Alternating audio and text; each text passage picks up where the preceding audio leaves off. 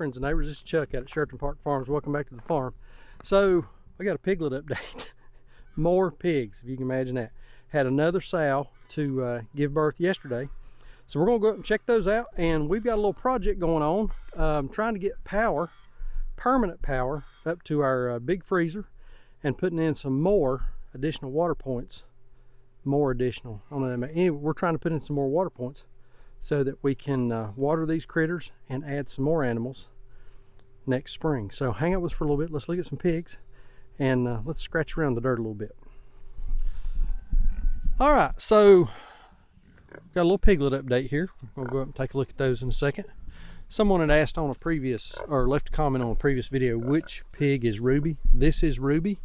She is the one that just farrowed. So yes, she was, I think the person left a comment asked if she was number 6. Yes, she is number 6, and she just had her babies yesterday. So we have one left, and that is this girl here, and I think Sandra calls her Little Red. I can't keep names. She's Big Red. Okay, Big Red. So Big Red is still left. As you can see, she's pretty rotund in the old belly there. So last time she had babies, she went down the woods by herself, and she stayed on the nest for like 3 or 4 days without leaving. She is a really good mom. She lost a couple. Not sure why she lost a couple last time, but anyway. And this is the piglet group. We have lost a few since the last update. Don't know what happens. You know, you just come out in the morning or in the evening to do chores, and you find a dead piglet. Did it get rolled over on? Did it get stepped on? Was there some kind of congenital issue with it? You know, it's impossible to know. But we just know that, you know, you're going to lose piglets. It's just the way that it kind of goes. So, like I said, Ruby had hers early yesterday morning. There were 10 alive when we looked. She had 11. So let's walk out here and see if we can see what the new babies are doing. Oh, somebody's taking a pee. All right, so we walked out to check, and everybody else came with us. Final number looks like she had 12. There were 2 dead in the nest, and we don't know, you know, whether they got rolled on or, you know, stillborn or what. Kind of, if you're here and you can see them, it's easy to pick them out. But I mean, this just looks like a flood of piglets here. We did get cold last night down at the house. The thermometer this morning said 26. So it got cold last night, and they burrowed up in this hay, and looks like everybody stayed pretty warm and done pretty good. So yeah, still, that's amazing. So the little ones are 2 weeks younger, almost 3 weeks younger than the big ones right there. So you can see what a stark difference in size there is just over the course of a couple of weeks, and how much these babies grow, and how much more nimble and mobile they are. A lot of these kids are starting to eat some feed. We're pouring a little bit of feed out on the ground, so they're starting to eat a little bit of feed and taking a little bit of nourishment like that. Our little runt girl, I don't see her right now. She may be, there's another group over there where Sandra is. She may be over there, but our little runt girl is even growing. But these guys they look good this morning. Still got a lot of that Hereford look. You know, we had a couple of those Hereford boys in, and these piglets have got a lot of that Hereford look. A lot of red, a whole lot of red.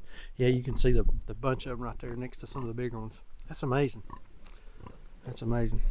So piglet count, I think, counting the ones that we've lost, I think we've had about 65 born. We're at about 53. So I think we've lost about 10 or 13. Some stepped on. We had one we took to the house and tried to nurse it back to health, and it ended up dying. And so, you know, you're just going to have a little bit of piglet loss. It's just the way it goes. But yeah, this crowd's looking good. We'll keep watching them. I was walking out, I found the little runt girl. This is her right here. And I don't know how well it picks up on camera, but she is chunky. I mean, she is just thick and muscular. She's a little one right there. Yeah. Man, she just looks so good. And she was teeny tiny. I ain't kidding y'all. She was about the size of a pair of eyeglasses when she came out. But she's keeping up with everybody. She's large and in charge. And this is her mom. Yeah, she ain't taking nothing off of nobody. So real quick, another interesting development. This girl here that our buddy Tank is trying to give a hard time to, she was in with a feeder group. And, well, there are 2 feeders in it and a bunch of females, and they're down over the hill there yesterday. We went to feed and we counted there was only 11, and she had made her way out and up here, and she is in obvious heat, along with some of these other girls have been in heat. Now we've been watching Mr. Pea Pocket and Mr. Tank over there, and those boys have been doing their job, and from my vantage point right now, looks like Tank is doing his job, so, and hitting the mark. So here we're seeing some piglets coming over, visiting some of the bigger pigs. Everybody saying hello. This is something that you'll get with your piglets, where we're using this single strand. They can get under it, but they will still get in the wire. They will get out away from moms and away from their paddock and start exploring a little bit, and we're okay with that because they go back. They don't wander out too far. The older they get, the farther they will wander. And so what we'll do in the next, really time to start, I guess, we'll start feeding those piglets outside of that paddock, and get them used to going out to eat their feed. Number one, they don't have any competition. Number two, they get used to going out. And then we will eventually set up a catch pen or a piglet box so that we can catch them and wean them off of moms, castrate the males, make decisions on who's going to be a breeder, who's going to be a feeder, and that kind of thing. Worm, you know, just the general maintenance that we got to do with the piglets. So we're cool with them getting out and wandering around, and we'll start feeding them outside of this paddock here in a day or so.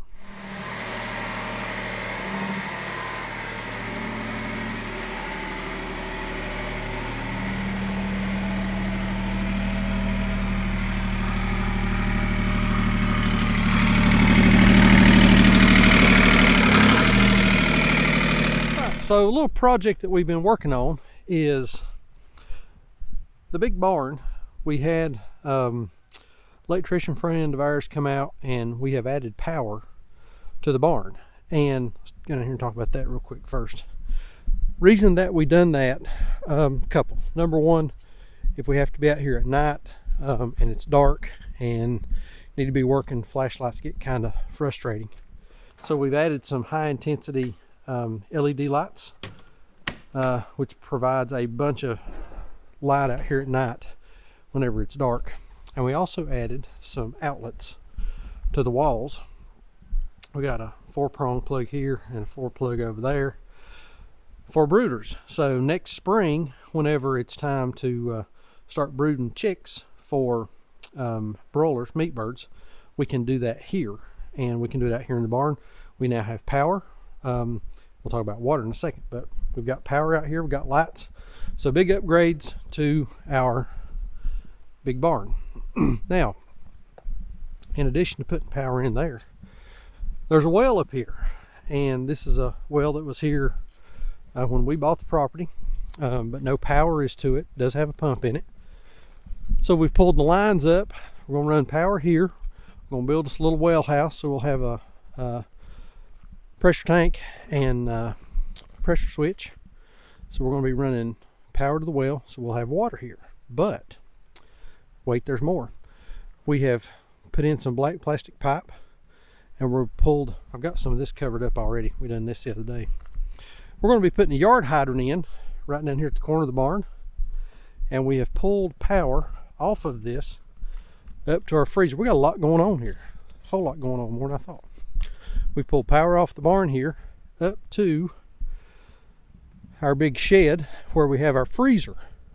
And y'all saw the video where we brought our freezer in and brought it up from the old farm in Greensboro. So the freezer is sitting in this shed right here, the big open top shed there, or the big open sided shed with the high roof. We've pulled power up there, so we got the freezer on more of a permanent power. That's what I'm working on today. And we got the power trenched in here. We got us a yard hydrant. Going to be installing a yard hydrant right there at the corner of the barn. We're going to be installing another yard hydrant up here at the corner of the fence, the white vinyl fence. And we'll be putting another hydrant in up there near the freezer, so that next year, hopefully we can do it with the turkeys this year, we can do our processing under this shed up here, because it has a concrete floor Freezer's going to be right there. It'll be real easy to do our processing, go straight in the freezer. Contemplating putting a cooler in. So lots going on there. Going to put our yard hydrant in here, another yard hydrant in up there. My task for today is, the guys got it trenched, we got all the wire laid. I'm going to bring the tractor with the box blade in, and we're going to fill in this trench and get all that kind of covered up and ready to go. So got the box blade on the tractor. Let's do a little pushing of some dirt so we can get this filled in. I may have to do a little shovel work, especially where this black plastic pipe has kind of creeped back up close to the surface, like right there. I don't know if you can see it. We want that down in the ground so that we're well below the frost line. I think those guys dug that trench about 2.5 feet deep, so man, if it freezes down there, we got bigger problems. So let's get to work on this, get this kind of cleaned up, filled in, and yeah, big moves here, getting stuff done.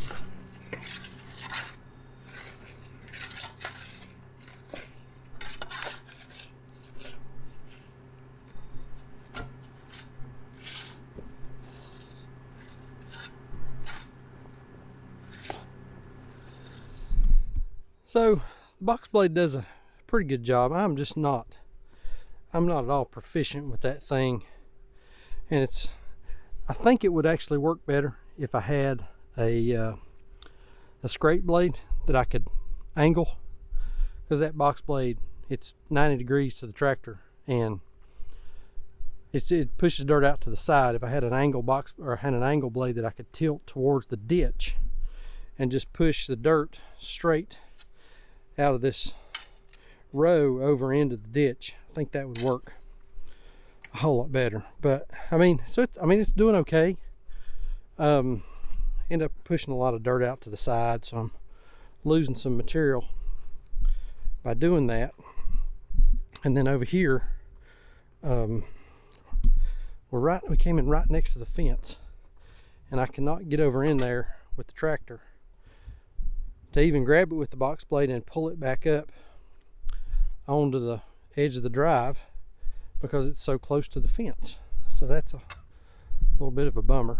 And I think put the bucket on the tractor, I think it's going to do the same thing, because you got to get so close over there to that fence to back drag and pull that dirt backwards that I'm just afraid of getting into the fence. And right up here, there's the bank, there's the fence. Don't have a lot of room to wiggle, so this is probably going to be more of a manual labor kind of job with the shovel. But down through here, where I had plenty of room and I could back up, I backed up, pushed some of the dirt over, and then came back after I'd pushed everything over, was able to straddle the ditch, drop the box blade down, and then pull forward, and it raked it in pretty nice. And that part from here down to the barn turned out pretty good. But this here along the driveway, a little bit of a mess. And then up here on the hill right next to the shed where we're putting the power and the water, that's a little bit of a challenge too. I might be able to get the box blade in there and kind of pull forward, drag some of that back across, and clean that up to make it look a little nicer. So I'm just, yeah, you know, I'm just not really proficient with that thing. Just never used it a whole lot.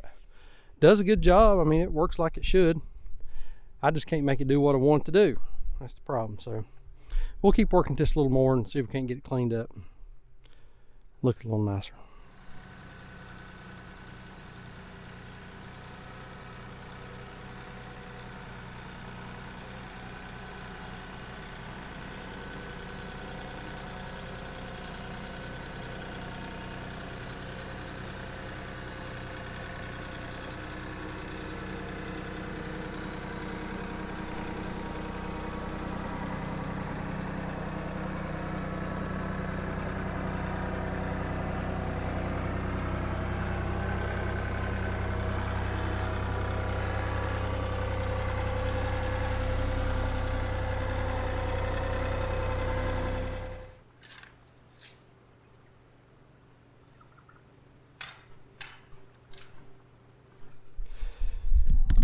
Well, I kind of went back and used the same strategy that I used down here in the lower part of the hill.